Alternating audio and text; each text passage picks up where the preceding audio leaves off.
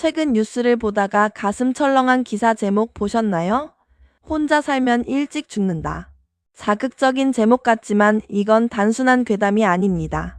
최근 질병관리청이 무려 294만 명의 데이터를 분석해 내놓은 팩트입니다. 특히 65세 이전에 생을 마감할 확률, 즉 조기 사망 위험이 1인 가구일 때 최대 43%까지 높아진다고 합니다. 하지만 걱정하지 마세요. 오늘 1퍼라이프는 여러분께 공포심을 주려고 이 영상을 만든 게 아닙니다. 이 통계 뒤에는 혼자 사는 사람이 가족과 사는 사람보다 더 강력한 효과를 볼 수 있는 생존 버튼이 숨겨져 있기 때문입니다. 오늘 이 영상을 끝까지 보신다면 그 43%의 위험을 0%로 만들고 오히려 남들보다 더 자유롭고 건강하게 사는 1%의 선택을 알게 되실 겁니다. 우선 이 연구가 얼마나 신뢰할 수 있는지 짧게 짚고 넘어가죠. 국립보건연구원이 한국인 244만 명, 영국인 50만 명 등 동서양의 대규모 데이터를 무려 15년간 추적했습니다. 규모가 어마어마하죠. 결과는 냉정했습니다.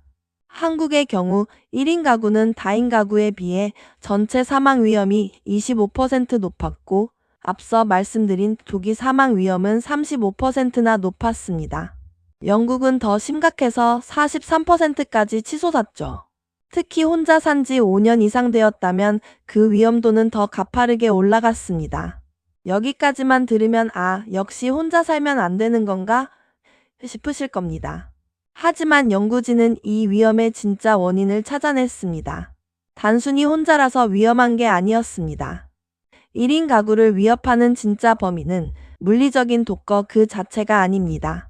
연구 결과 사망 위험을 높이는 요인은 복합적이었습니다. 외로움과 우울감 같은 심리적 요인, 그리고 흡연이나 비만 같은 생활 습관이 얽혀 있었죠. 가장 충격적인 건 경제적 요인이었습니다. 사망 위험 증가에 가장 큰 영향을 미친 요인은 바로 소득 수준으로 그 기여도가 무려 42.3%에 달했습니다. 즉, 혼자 살아서 위험한 게 아니라 혼자 살면서 경제적으로 불안정하고 그 스트레스로 인해 건강을 돌보지 않게 되는 악순환의 고리가 문제였던 겁니다. 우리 솔직해져 볼까요? 혼자 살면 편합니다. 잔소리하는 사람도 없고 밥 먹기 귀찮으면 대충 라면으로 때우거나 굶어도 되죠. 주말 내내 씻지 않고 누워 있어도 누구 하나 뭐라 하지 않습니다. 하지만 이 통제 없는 자유가 바로 1인 가구의 가장 큰 함정입니다. 다인 가구는 가족들의 눈치가 보여서라도 밥을 챙겨 먹거나 아프면 병원에 가라는 등 떠밀림을 당합니다. 반면 1인 가구는 스스로를 강력하게 통제하지 않으면 생활 리듬이 무너지기 딱 좋은 환경입니다. 이 사소한 무너짐들이 쌓여 43%라는 무서운 숫자를 만드는 것이죠. 그런데 여기서 이 연구의 진짜 핵심이자 희소식이 등장합니다. 연구진은 생활습관 교정이 1인 가구의 사망 위험을 드라마틱하게 낮춘다는 사실을 발견했습니다. 놀랍게도 같은 건강습관을 실천했을 때 그 효과는 가족과 사는 사람보다 혼자 사는 사람에게서 더 뚜렷하게 나타났습니다.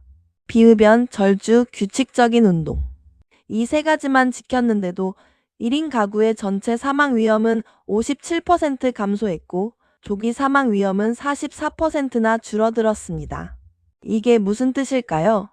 혼자 사는 환경은 양날의 검이라는 겁니다. 방치하면 위험하지만 관리하면 그 어떤 환경보다 효율적으로 건강을 지킬 수 있다는 뜻이죠.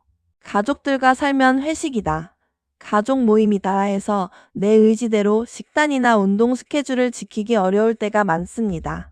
하지만 1인 가구는 내가 마음만 먹으면 나를 위한 완벽한 시스템을 구축할 수 있습니다. 연구 결과는 말해주고 있습니다. 당신이 건강한 습관을 선택하는 순간 그 보상은 혼자 사는 당신에게 더 크게 돌아온다고요. 독거로 인한 취약성을 건강한 습관이 완벽하게 상쇄하는 겁니다. 앞서 소득 수준이 위험 요인의 40%를 넘는다고 했죠. 당장 소득을 2배로 늘리는 건 어렵습니다. 하지만 아프지 않는 것은 1인 가구에게 가장 확실한 재테크입니다. 혼자 살 때 아프면 서러운 것도 문제지만 경제적 타격이 직격탄으로 옵니다. 간병해 줄 사람이 없어 입원비에 간병비까지 더블로 들고 일을 쉬게 되면 소득 공백을 메워줄 배우자도 없습니다. 즉, 1인 가구에게 건강관리는 선택이 아니라 생존을 위한 필수 경제활동입니다. 운동은 시간을 쓰는 게 아니라 미래의 파산 위험을 막는 보험을 드는 것과 같습니다. 그렇다면 오늘부터 우리는 어떤 1%의 선택을 해야 할까요? 거창한 헬스장 등록? 아닙니다. 첫째, 제대로 된 한 끼입니다. 연구에서 언급된 영양 불균형을 막아야 합니다. 요리가 귀찮다면 편의점 인스턴트 대신 동네 반찬 가게에서 나물과 단백질 위주의 반찬을 사 드세요. 비용은 비슷하지만 몸이 느끼는 건 다릅니다. 둘째, 강제적 움직임을 설계하세요. 집에 오면 눕고 싶은 게 본능입니다. 퇴근길에 한 정거장 미리 내려 걷거나 집에 들어오자마자 씻기 전에 스쿼트 20개만 하세요. 의지를 믿지 말고 환경을 세팅해야 합니다. 셋째, 연결의 끈입니다. 외로움은 흡연만큼 해롭습니다. 꼭 사람을 만나지 않더라도 하루에 한 번은 누군가와 통화를 하거나 가벼운 산책을 하며 사회적 공기를 마시는 것만으로도 고립감은 해소됩니다.